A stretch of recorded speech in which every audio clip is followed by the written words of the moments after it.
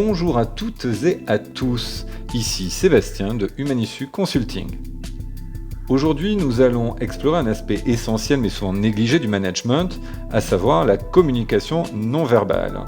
Ceux qui me connaissent savent que c'est un sujet de prédilection chez moi.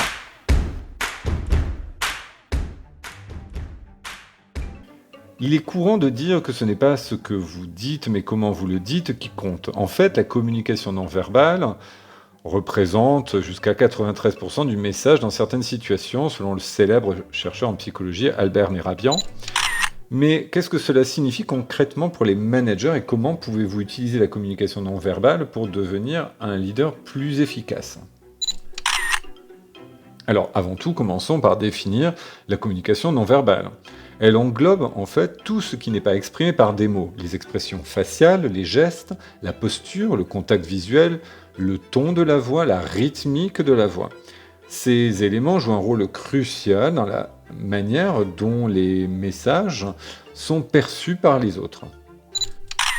En tant que manager, la maîtrise de ces signaux non-verbaux peut faire la différence entre un message bien reçu et un message mal interprété.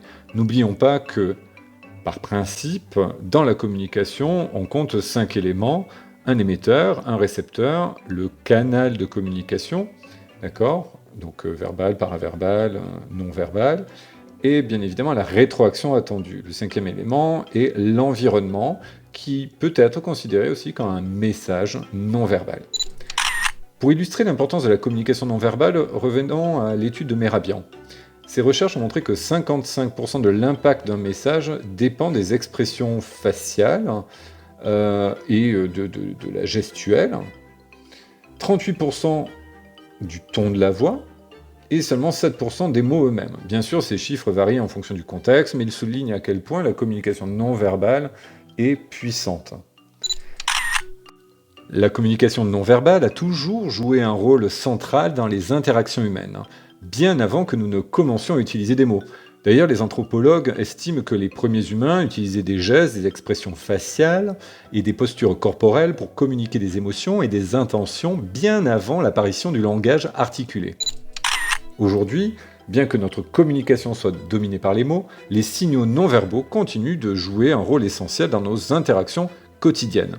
Ne l'oublions pas, nous possédons toujours le même cerveau depuis Cro-Magnon.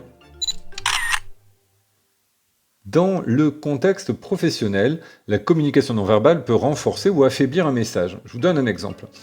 Imaginez un manager qui annonce une décision importante lors d'une réunion. Si ce manager évite le contact visuel, parle d'une voix hésitante ou a une posture fermée, il croise les doigts, il croise les bras, que sais-je, son équipe pourrait interpréter ces signaux comme un manque de confiance, même si les mots qu'il utilise sont clairs et positifs.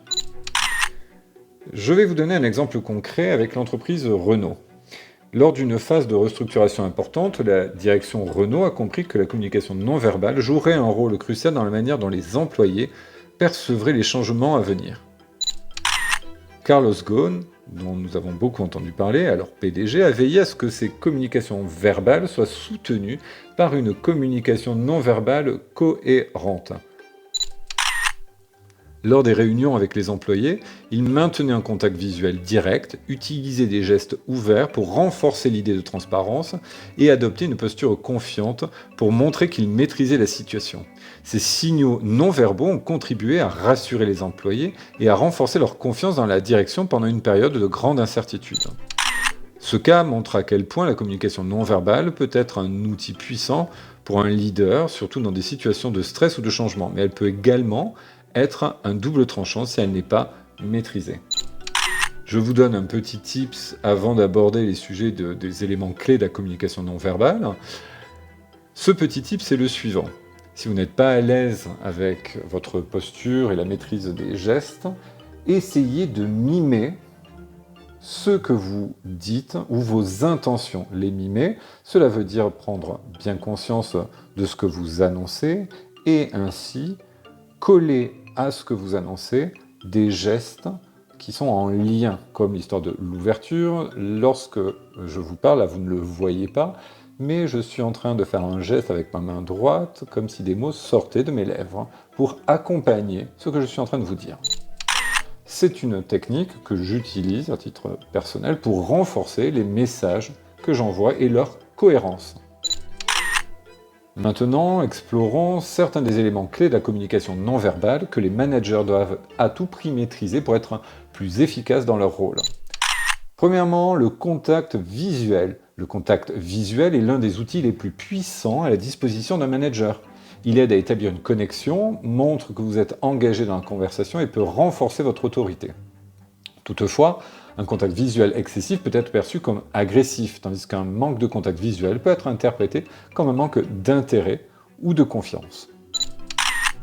Deuxièmement, les expressions faciales. Vos expressions faciales communiquent une grande partie de vos émotions et de vos intentions.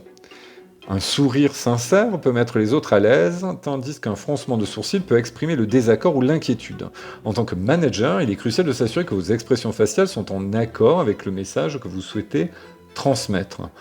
Une solution pour y parvenir serait, d'énoncer en solo votre message devant un miroir ou de vous filmer, ce sera encore mieux, et de visualiser quelles sont les expressions qui vous viennent lorsque vous exprimez ce que vous avez exprimé. Et du coup, corriger le tir en fonction de l'intention du message. Troisièmement, la posture.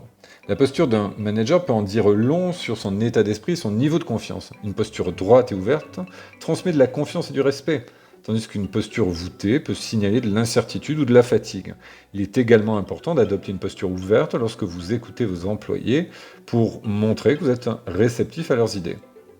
Alors, petit tips là aussi, imaginez-vous en train d'énoncer ou d'annoncer une situation complexe dans l'entreprise et vos intentions sont de rassurer, vous allez devoir adopter une posture de leader.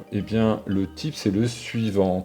Dans votre posture non verbale, votre corps, imaginez que vous ayez des bâtons qui vous traversent de la colonne vertébrale vers les pieds, qui s'enfoncent dans le sol au niveau des talons.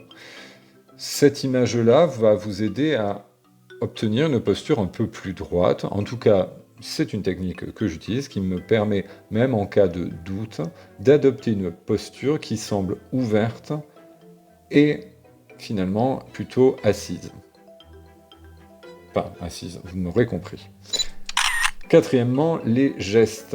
Les gestes peuvent être utilisés pour illustrer ou renforcer ce que vous dites verbalement. Donc je vous donnais un tips précédemment. Attention cependant, ils doivent être utilisés avec parcimonie pour éviter de distraire votre auditoire. Des gestes trop exagérés peuvent être perçus comme dramatiques ou non sincères, tandis que des gestes trop subtils peuvent passer inaperçus. Encore une fois, vous filmer peut vous aider également. Ensuite, dernier point, le ton de la voix. Le ton de votre voix est tout aussi important que les mots que vous utilisez. Un ton chaleureux et modéré peut encourager l'ouverture et la collaboration, tandis qu'un ton monotone ou trop autoritaire peut inhiber la participation et la créativité. Je vais vous donner un cas de leadership non verbal chez Decathlon.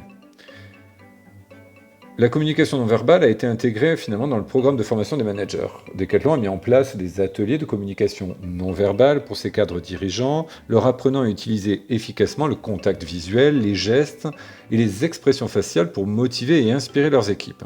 Ces ateliers ont également inclus des simulations de situations difficiles, comme l'annonce de changements organisationnels, pour que les managers puissent pratiquer et affiner leur communication non verbale dans un environnement contrôlé. Les résultats ont été plutôt impressionnants, car, petit clin d'œil aussi à Fred Grandjean, les managers formés ont rapporté une amélioration significative de la communication avec leurs équipes, ainsi qu'une augmentation de la satisfaction des employés. Maintenant, attention, spoiler alert, le télétravail est là. Bon, avec la montée en puissance du télétravail, la communication non verbale a pris un nouveau tournant. Et lorsque vous êtes en réunion virtuelle, il est facile de se concentrer uniquement sur ce qui est dit et de négliger les signaux non verbaux. Cependant, ces signaux restent tout aussi importants à travers un écran. Par exemple, lors de visioconférences, il est crucial de maintenir un contact visuel avec la caméra plutôt qu'avec l'écran. Cela donne l'impression que vous regardez directement vos interlocuteurs, créant ainsi une connexion plus personnelle. D'ailleurs, petite parenthèse, je vous invite lors de visioconférences, en fonction bien évidemment du nombre de participants et de la bande passante que vous avez, à inviter chacun des participants à laisser leur caméra allumée. Il est important de rester conscient de votre posture lorsque vous êtes en visioconférence, même si vous êtes assis devant votre ordinateur avec un joli pull, une jolie veste et un caleçon. Voilà. Malgré tout, il faut rester conscient de votre posture. Une posture droite et attentive renforcera l'idée que vous êtes pleinement engagé dans la conversation. Un exemple me vient, celui de Microsoft France, qui a mis en place des directives pour aider les employés à mieux utiliser la communication non verbale lors des réunions virtuelles. Ces directives incluent des conseils sur la gestion du ton de la voix, l'importance de sourire pour adoucir l'interaction, et des techniques pour maintenir une posture ouverte et accueillante, même en ligne. Ces efforts ont permis d'améliorer la collaboration et la communication au sein des équipes, même à distance. Chapeau Microsoft. Enfin, pour conclure, soyons clairs, la communication non verbale est un outil puissant dans l'arsenal de tout manager. En maîtrisant les éléments clés tels que le contact visuel, les expressions faciales, la posture, les gestes et le ton de la voix, vous pouvez renforcer votre message, inspirer confiance et motiver vos équipes de manière plus efficace. Dans un monde où les interactions sont de plus en plus numériques, ne sous-estimez jamais l'importance de ce que vous communiquez au-delà des mots. Je vous remercie d'avoir écouté cet épisode de 2 minutes pour. J'espère que cette discussion sur la communication non verbale vous a donné des idées pratiques pour améliorer vos compétences en management. N'oubliez pas de vous abonner pour ne pas manquer les prochains épisodes et de consulter nos vidéos courtes sur LinkedIn et YouTube pour des conseils rapides et efficaces. Vous pouvez poser vos questions également sur info@humanissu.fr ou nous contacter au travers de notre site internet www.humanissu.fr. À très bientôt pour une nouvelle exploration des compétences essentielles pour les leaders d'aujourd'hui.